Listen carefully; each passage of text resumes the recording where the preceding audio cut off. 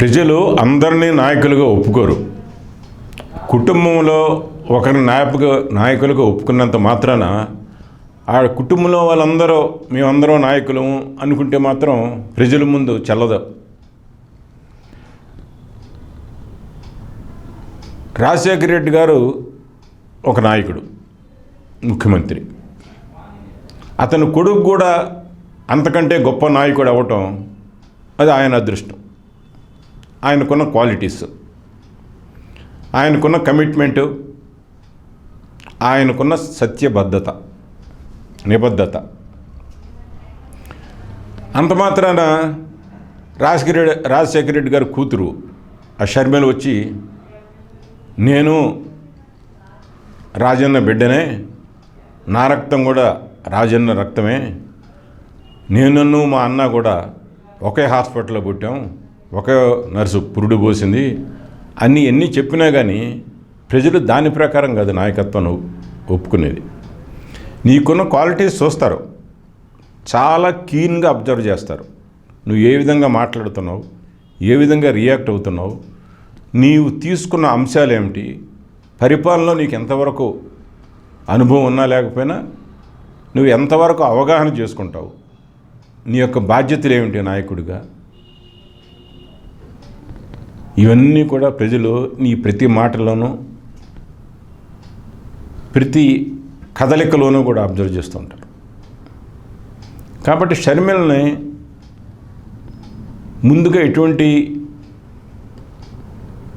ఇక్కడి నుంచి వెళ్ళినా కానీ తెలంగాణలో కూడా ప్రజలు యాక్సెప్ట్ చేసి ఆల్ రైట్ మీ యొక్క వ్యవహారం ఏంటో చూస్తామని చూశారు, ఆవిడని ఆదరించారు ముందు. కానీ చివరికి వచ్చేటప్పటికి ఆవిడ దగ్గర ఏం పసలేదని తెలిసిపోయి ఆవిడ రిజెక్ట్ చేశారు. అది తెలుసుకున్న ఆవిడ సరే కాంగ్రెస్తో పొత్తు పెట్టుకుంది. కాంగ్రెస్ కూడా ఎవరో లేరు కాబట్టి ఏదో రాజశేఖర రెడ్డి వంశం ఆ పేరు చెప్పుకుని తమ యొక్క పార్టీ ప్రాభవాన్ని పెంచుకుందామని అనుకుంది. కానీ అక్కడ కాంగ్రెస్ వచ్చిన తర్వాత ఈవిడ పనికిరాదులు ఎక్కడని చెప్పి ఆంధ్రాకి పంపించారు. అంటే ఆంధ్రాలో అక్కడ ఏమీ లేదు కాబట్టి నష్టమేమీ లేదులే అన్నట్టు ప్రయత్నం చేశారు. ఇప్పుడు సునీతం వచ్చింది. నేను వివేకానంద రెడ్డి కూతుర్ని, అంతకుముందు మా నాన్న చాలా కాలం ఎంపీగా చేశాడు కాబట్టి నాకు కూడా ఆ క్వాలిటీస్ ఉన్నాయి, నాకు హక్కు ఉంది అన్నట్టు ప్రవర్తిస్తాము. అసలు ప్రజలు పెడచెవిని పెట్టారు.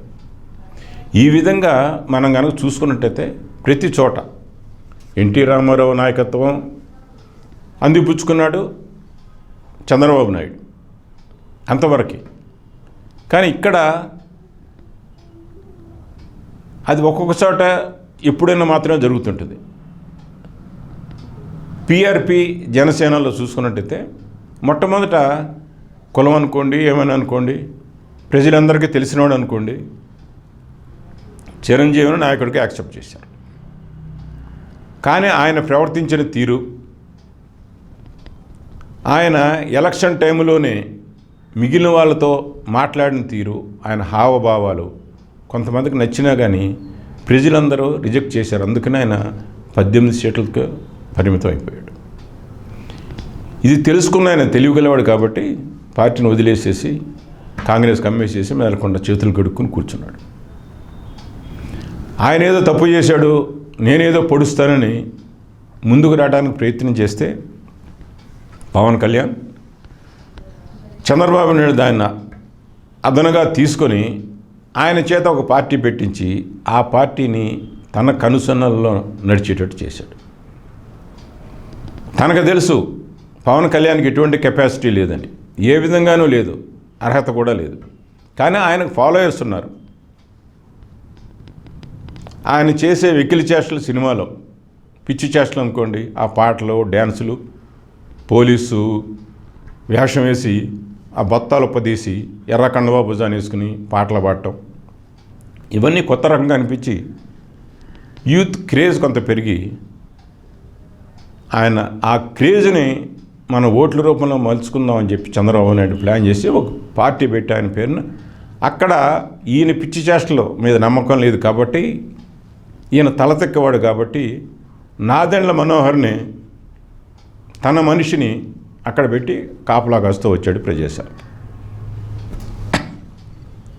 కాబట్టి ఇక్కడ ప్రజలు చూసేది ఆ క్రేజ్ ఉన్నంత వరకు, ఆ క్రేజ్కి మించి ఓట్లు సంపాదించలేకపోయాడు పవన్ కళ్యాణ్.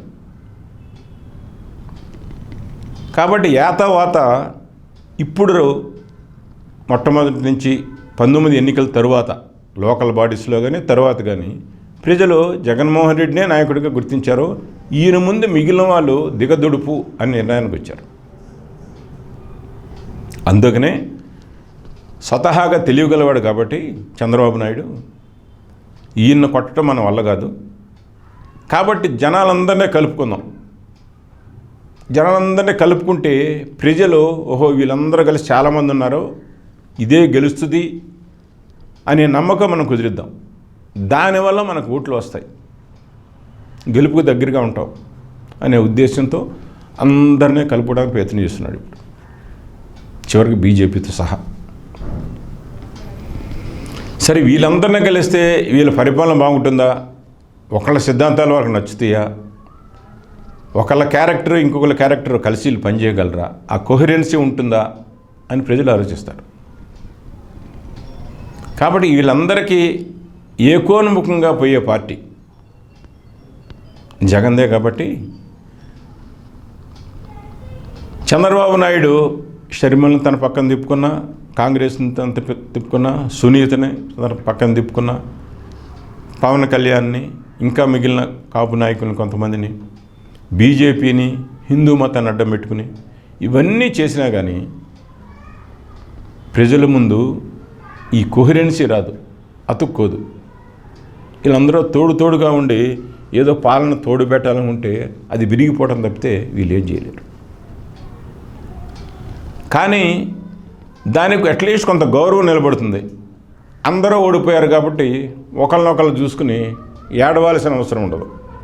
అందరూ ఓడిపోయారు కాబట్టి అంత ఏడవాల్సిన అవసరం ఉండదు. ఒకటే ఉండి ఓడిపోతే మరీ దిక్కు దేవానం ఉండదని చెప్పి వీళ్ళందరినీ కలుపుకున్నాడు తప్పితే వీళ్ళకి ఎవ్వరికి కూడా ఒంటరిగా వచ్చినా కలిసి వచ్చిన జగన్మోహన్ రెడ్డి పరిపాలనే, జగన్మోహన్ రెడ్డి అడ్మినిస్ట్రేషన్ ఎదుర్కొనే సత్తా ఏమీ లేదు. చివరికి ఇదేదో మీడియాకి ఛానల్స్కి పరిమితం అవుతుంది డిస్కషన్ తప్పితే ప్రజల ముందు దీనికి విలువ లేదు. ప్రజలు అందరూ కలిసి జగన్మోహన్ రెడ్డిని ఎంపిక చేయబోతున్నారు. నమస్కారం.